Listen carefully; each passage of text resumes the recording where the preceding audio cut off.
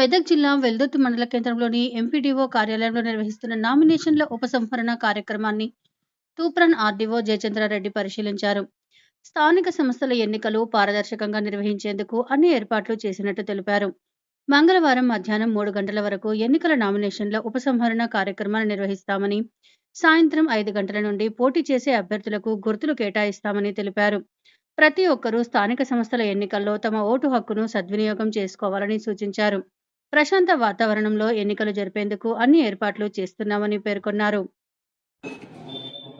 మూడవ విడత గ్రామ పంచాయతీలకు సంబంధించి తూప్రాన్ డివిజన్లో ఎల్దుర్తి మరియు మాకాయపేట 2 మండలాల్లో మూడవ ఫేజు నామినేషన్లు స్వీకరించడం జరిగింది. అలాగే ఈ రోజున 3 గంటల వరకు విత్డ్రాయల్ సంబంధించినటువంటి చివరి అవకాశం ఉండేది.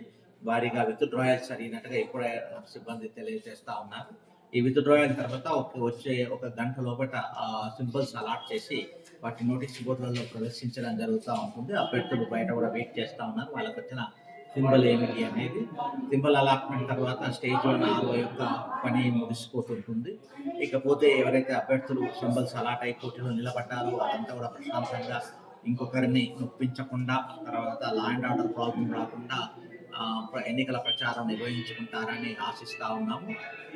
ఎన్నికలు ఉదయం 7 గంటల నుంచి 1 గంట మధ్యలోనే జరుగుతాయి కాబట్టి అసెంబ్లీ లాగా 5 గంటల వరకు జరిగే అవకాశం లేదు. ఇది కేవలం 7 గంటల నుంచి 1 గంట వరకు మాత్రమే జరుగుతుంది. 2 గంటల నుంచి కౌంటింగ్ ఉంటుంది కాబట్టి ప్రజలందరూ దీన్ని గమనించి సకాలంలో 7 గంటల నుంచి 1 గంట మధ్యలో తమ ఓటు హక్కును ప్రశాంతంగా వినియోగించుకుంటారని చూస్తా ఉన్నాం. ఇప్పటి వరకు వెల్దుర్తి మండలంలో మాకాయపేటలో నామినేషన్ల ప్రక్రియ నుంచి మొదలు పెడితే ఇప్పటి వరకు కూడా చాలా ప్రశాంతంగా, చాలా ప్రజలకి ఇబ్బంది లేకుండా జరుగుతూ ఉంది. ఇదే కొనసాగాలని ప్రజలందరినీ